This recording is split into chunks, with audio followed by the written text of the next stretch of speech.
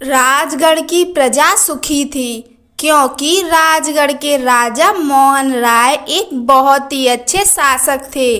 उन्होंने अपने राज्य में गरीब और अमीर में समान भाव की प्रथा लागू की थी, लेकिन यह प्रथा सबको एक समान मानने की नहीं थी, बल्कि अमीर लोगों को राजकोष में जो कर चुकाना होता था उससे आधा कर ही गरीब लोगों को चुकाना पड़ता था। इसलिए अन्य राज्यों में जहां गरीब प्रजा और गरीब होती जा रही थी और अमीर प्रजा और अमीर होती जा रही थी, वहीं राजगढ़ में गरीब प्रजा अमीर होती जा रही थी और अमीर प्रजा ज्यादा अमीर नहीं हो रही थी।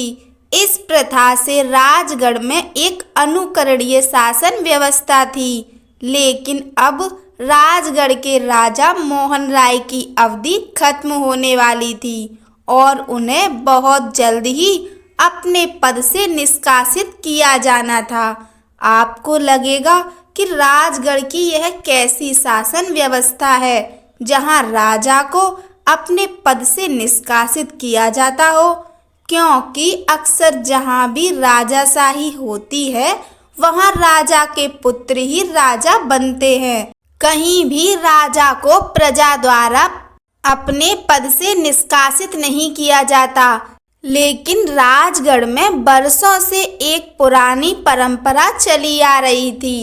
इस परंपरा के अनुसार राजगढ़ की प्रजा राज सेनापति की अध्यक्षता में हर 10 साल के लिए प्रजा में से ही एक राजा चुनती थी और वह आदमी 10 साल तक राजगढ़ पर राजा के तौर पर शासन करता था। जब उसकी 10 साल की अवधि खत्म हो जाती तो उसे राजगढ़ की नदी के दूसरे छोर पर बने एक बेहद घने और डरावने जंगल में अकेला छोड़ दिया जाता था। फिर उसकी जगह पर राजगढ़ की प्रजा में से किसी और को राजा बनाया जाता था। मोहन राय के राजा के पद से निष्कासित किए जाने में अब केवल 1 सप्ताह ही बाकी रहा था और राजगढ़ के नए राजा की तलाश भी शुरू कर दी गई थी। राज सेनापति के पास अलग अलग कई व्यक्तियों के सुझाव आने लगे। इनमें से एक सुझाव मनजीत का भी था। मनजीत की गिनती पूरे राजगढ़ गांव के सबसे बुद्धिमान व्यक्ति में होती थी। गांव में जब भी कोई झगड़ा या गंभीर मामला होता तो लोग मनजीत के पास ही समाधान के लिए जाते थे। राज सेनापति को मनजीत का नाम मिलने पर उन्होंने मनजीत को ठीक से पहचानने के लिए उससे रूबरू मिलना ठीक समझा। अगले दिन राज सेनापति अपने दस्ते के साथ मनजीत के घर गए। मनजीत और उसकी पत्नी घर के आंगन में ही बैठकर बातें कर रहे थे।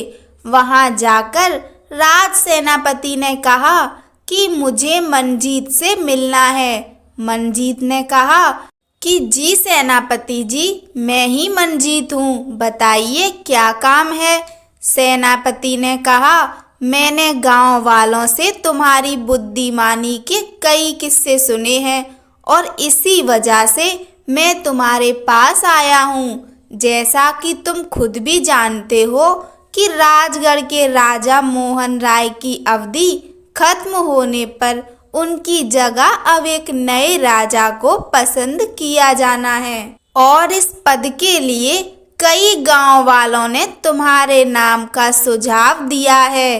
तो अब मैं यह जानना चाहता हूँ कि तुम्हारी खुद की इस बारे में क्या राय है।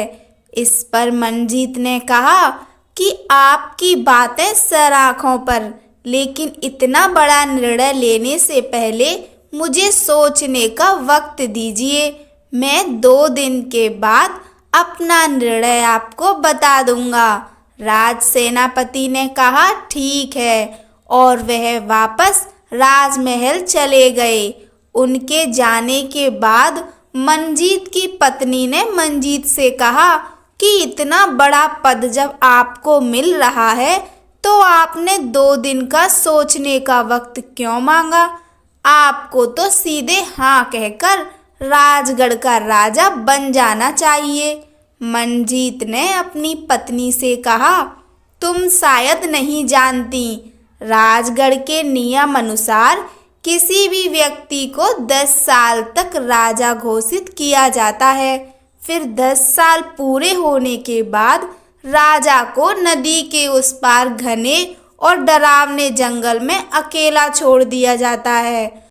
और अब तक जितने भी राजा वहां छोड़े गए हैं उनमें से कोई कभी वापस नहीं लौटा।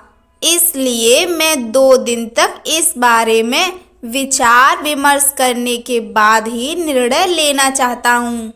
2 दिन बीतने के बाद मंजीत राजमहल गया और सेनापति से मिला। मंजीत ने सेनापति से कहा कि वह राजगढ़ का राजा बनने के लिए तैयार है, लेकिन उसकी एक शर्त है कि राजा बनकर वह जो भी निर्णय लेंगे उसमें कोई हस्तक्षेप नहीं करेगा। सेनापति ने कहा, जी बिल्कुल, राजा के निर्णय में मैं खुद भी हस्तक्षेप नहीं कर सकता। यही राजगढ़ की प्रथा है। अगले दिन मंजीत को राजगढ़ का राजा बनाया गया। कुछ महीनों तक नए राजा मंजीत ने राज्य के सामान्य कामकाज को ठीक से समझकर उसका अनुभव लिया। फिर एक दिन उसने राज सेनापति से कहा कि वह नदी के उस पार के घने और डरावने जंगल का दौरा करना चाहते हैं। अगले दिन सुबह राजा मंजीत और राज सेनापति पूरे बंदोबस्त के साथ नदी के उस पार के डरावने जंगल में गए। मंजीत ने देखा कि वहां कोई व्यक्ति जीवित नहीं रह सकता, क्योंकि वहां जगह जगह पर जंगली जानवरों के निशान थे। साथ ही उसने वहां मानव कंकाल भी देखे, जो शायद राजगढ़ के राजाओं के थे।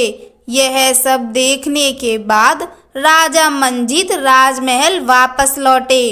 कुछ दिनों के बाद उसने आदेश दिया कि नदी के उस पार के जंगल में से कई जानवर राजगढ़ में आने लगे हैं, इसलिए वहां के जंगली जानवरों को पकड़कर दूसरे जंगल में छोड़ देना चाहिए।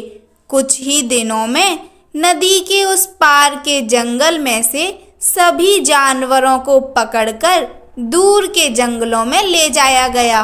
उसके बाद नियमित रूप से राजा मंजीत उस जंगल का दौरा करने लगे।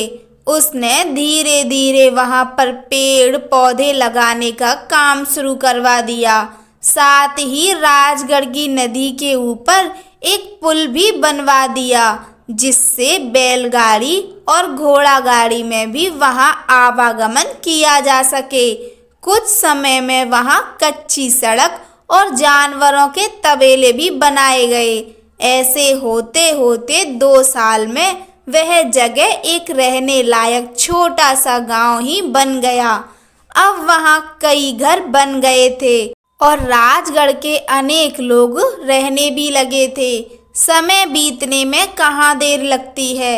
अब मंजीत के राजगढ़ के राजा की अवधि पूरी होने वाली थी, क्योंकि उसके शासन के 10 साल पूरे होने वाले थे।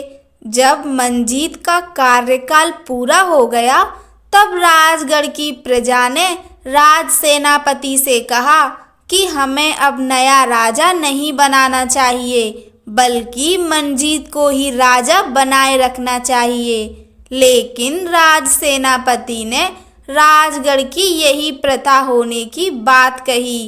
अंततः मंजीत को राजगढ़ के राजा के पद से निष्कासित किया गया और उसे भी अन्य राजाओं की तरह नदी के उस पार के जंगल में भेज दिया गया।